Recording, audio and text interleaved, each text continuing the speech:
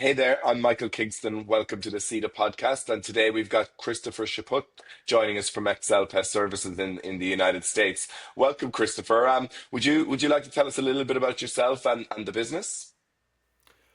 Sure. My name's Christopher. I home office out of Western Massachusetts, just outside the Berkshires, and I support a couple of different clients and the marketing operations and as a fractional chief marketing officer for Excel. I am their CMO, and I've been with them since 2019, so 6 years now, and we have tripled the marketing budget that we're working with over those 6 years. So our complexity and our need for more advanced marketing has really grown between 2019 and 2025, just keeping up with all the changes in the market.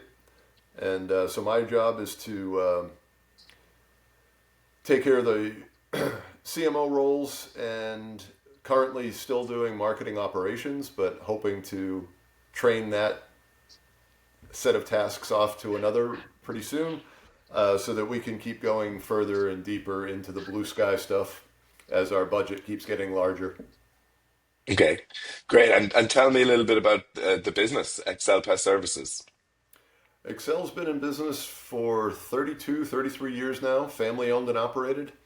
And they've done a fantastic job in eastern central New Jersey, and they continue to expand. We also have an operation in Florida, and each year the business keeps growing, and the prospects look good that we can compete with the likes of the Orkins and the Terminexes of the world and still carve out a nice share of market if we're just smart about our marketing. Okay. Hi, Christopher. We've had the pleasure of working with you now for most of 2025. What was it originally that had you looking for a solution like marketing mix modeling?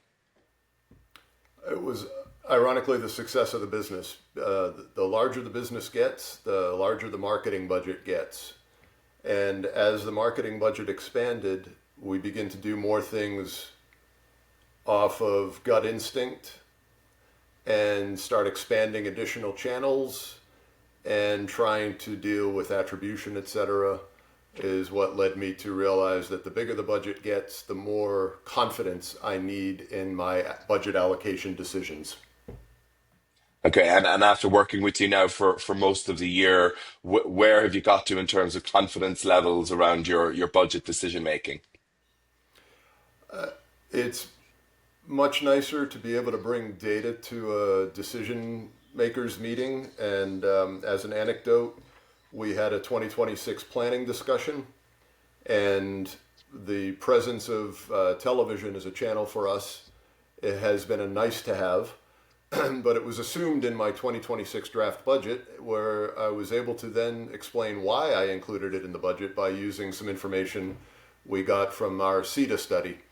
So it's been very helpful to prove that television is helping our other channels and show that to senior management in a statistical display that gave them the confidence to say, okay, I understand why you plugged in a certain amount of money for TV this year.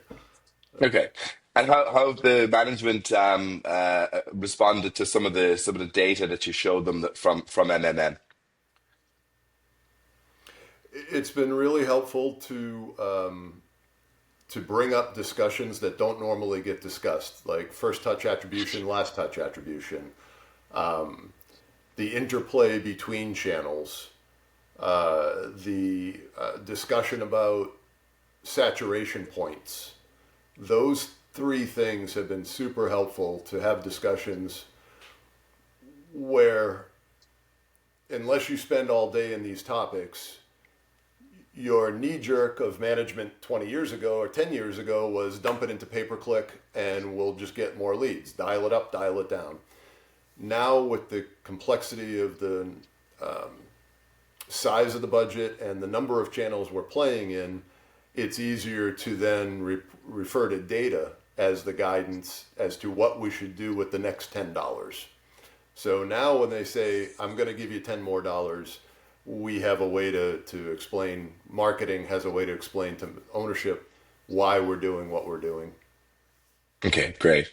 And during our partnership, there was a part where we found complementary nature between TV, search, and some of your organic YouTube content. And we unearthed some complementary between those channels. Would you mind kind of telling us from your perspective how useful that was then to go and make some execution decisions in the business? Sure, it's a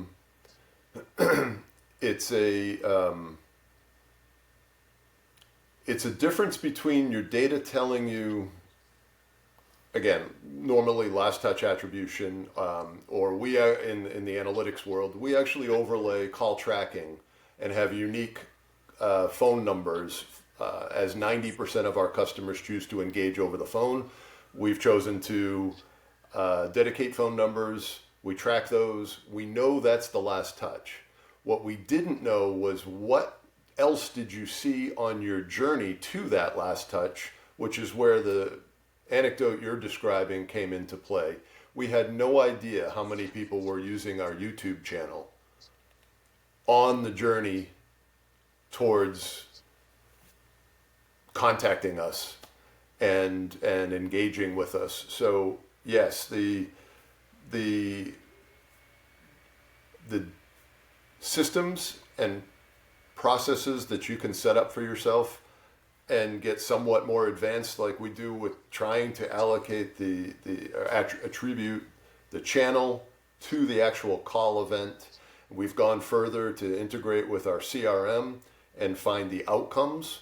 So not only do we know CPL, we know CPA, but now it's sort of like, okay, well, what happened before the lead? What brought them to? So this is where we're plugging in the MMM as a first compass towards how to steer the journey towards the lead. Okay, great. Thanks, Christopher. That's a great way to say What it. would say again? This is how you steer the journey to the lead. Yeah, yeah, that's actually yeah, very very powerful. I like that. Um, Cunning. you can use that in your consortium. Just put um, credit Christopher Shapett underneath every time you quote me. um, what would next question is so after 6 months, what's been the biggest transformational change in your marketing strategy using MMM?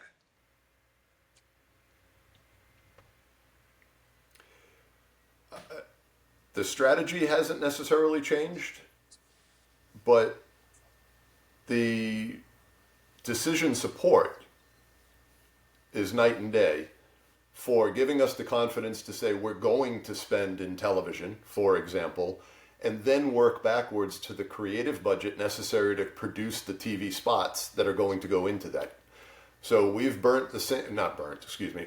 We've used the same TV spot for couple of 3 seasons now, and we knew we were ready for a change, but only if we were going to do TV. So by making the decision we were going to do it, operationally, it helped us make sure there was budget allocated to the creation of assets, and that speeds up the annual budget planning process. When you have data, okay, boom, here's your rough allocations, and now make your distributions inside that calendar year. It definitely helps speed things along. And I swear we had the budget decided by October 15th this year, which is unusual. It's usually after Yeah. Thanksgiving. Right. And what was it? What were the top three things that you saw in the? We did a deep dive analysis into your TV, of course, to kind of help you to make that decision. What were the top three things that MMM provided you, so you and the executive team could have then the confidence to set the budget so early? Well, as I was saying, the involvement of a channel in the journey, number one. Number two, guidance on the appropriate spend for the channel. And number three, the guidance on the saturation point at which you should not exceed. Don't go below, don't go above. So those Yeah. three things are what helped to speed things along. Excellent. Okay, great. Thank you. Um, what surprised you? Was there anything in the process that surprised you about both MMM as a technology and then working with Seeda and our advisory consulting approach? Did anything to, kind of positively or negatively surprise you? Being in marketing operations for 15 years now, what surprised me was the advancement in the tools that you could use to get live feeds of all of our channel data and bring it into a different repository with this intermediary called Supermetrics. And that just blew me away. I had no idea Supermetrics could help create a system such as you've set up Okay, great, for great. that real Thank, time updating and, yeah, and yeah. then your ability to refresh the models. It's the enabler. I was shocked that we could do it. I assumed everything was going to be batch data transfers. Yeah. Okay. That's great. And for other CMOs out there who might be in a similar boat, knowing that, for example, you're using TV, you feel instinctually it's working, but you can't prove it. What could you? What were some of the frustrations? Like, how did you feel before you had this proof about TV? Were you about to shut it off because you didn't have the proof? Did you feel instinctually that it was working and you were going to keep going? Yeah, I'd love some insight into your thinking there. Yeah, so instinctually, you assume that brand development of any kind should help lift other channels. Developing the brand can take place in different channels, so television versus radio versus others. So instinctively, we were sort of in the path of we've done TV before, let's stay with TV. All right. Now, you get a pixel in your Google Tag Manager from the cable company, and they report back to you that your traffic on the website, adjusted for normal seasonality and what should have been expected, netted a 1% lift in traffic. And you say to yourself, great, did I get any outcomes from that other than a lift in traffic? So my visibility, brand awareness, great. By chance, did it leak into direct response and actually generate a conversion? Now we're getting closer to proving that it is, where the person sees the television, goes to some channel on their computer, handheld or desktop, and finds us organically, finds us in paid, finds us in pay per lead, finds us on a review site, and does their research and calls us. So we now know more than just the lift to our website traffic. We feel like we know the outcome. Yeah. Amazing. So to replay that back Incrementality, to you, I think, is a better word. incrementality. Yes. Yeah, that TV is actually giving you extra revenue. Um, so the TV company give you a pixel, which is attribution, and they gave you just an isolated view of a 1% lift on your web traffic. So you were having to make decisions off of just that siloed attribution data, plus then you're instinctual about the knock-on effects to your complementing channels as well. So that's where you were before MMM. Now after MMM, um, why has MMM kind of really it really seems like it's convinced you now that TV is a good channel? What exactly Well, about MMM gave you that conviction? this is an interim depending on your maturity rate. So when you're smaller budget, younger marketing department, less complexity, you can't afford it, it doesn't fit. When you're in the middle like us, you can afford it and it fits. Specifically for television, to go the next level of attribution to an outcome, I can go into the digital TV ad placement. I can engage a third-party data provider to do the matchup off in a clean room that I never see the personally identifiable information, and then report back to us through a third tool that actually does the calculations and will tell me that your ad reached 10 people and two of them bought, and by the way, they're in this town and this town. I could get there, but that's when my budget is twice the size that it is now. So in the meantime, I still need a way to make decisions other than the TV company telling me my traffic went up. Yeah. Okay. And then the go back to your points earlier. MMM has able to give you those. What are the main things MMM has given you that, without putting clean rooms and all this really expensive measurement stuff in place? What was it about MMM allowed you to get the proof you needed for TV? The analysis gives you a sense of the incrementality you gained when you were running that campaign. And by virtue of comparing to time periods and years of the same time period, you were able to give us the confidence that the TV was the one responsible for the ultimate lift in total outcomes, leads Great, generated. great. Great. Okay. And that then has given you the confidence to increase your investment in that channel for your next year's budget. And then just wrapping up, Christopher. Okay, so you've been working with MMM for about 6 months. Um, how do you feel MMM fits into your future as you continue to grow? How do you feel you will continue to use MMM moving forward into the future? As we go into the 2026 time period, for example, the way I envision continuing to use the MMM is testing the hypothesis we're about to start testing. And I need to start making calls in the middle of the game, to use a sports metaphor, not wait till the end of the quarter to find out what happened.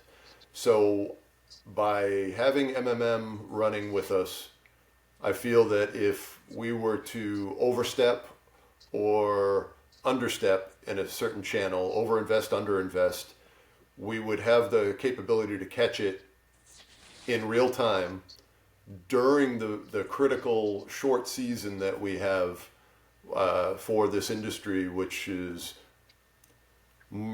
April to October. You got to put all your points on the board.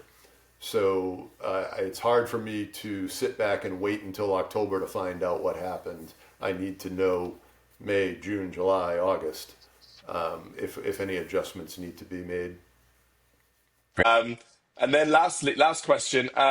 So for other Christopher, for other growing brands like yourself, what would you say to other CMOs that maybe not aware a technology like this MMM is out there? What would you say to them? We all have a fiduciary responsibility to protect the scarce resources that the marketing budget is given to us. And I would say that at the point at which your budget can afford systems and analysis, up to that, we shoot for, we try to keep it around 10% of our total marketing spend is going to tools and analysis. And as soon as you can afford it, you would want to roll this in and make the most of your marketing budget if you have the same kind of complexity we do with 6, 7, 8 channels. So that's what I would say. If you can work it in, consider it a normal expense right alongside your analytics subscriptions and your data analysts and your data lake investments. It falls right into that same category. Great, great. Okay, perfect, perfect, Christopher. I can't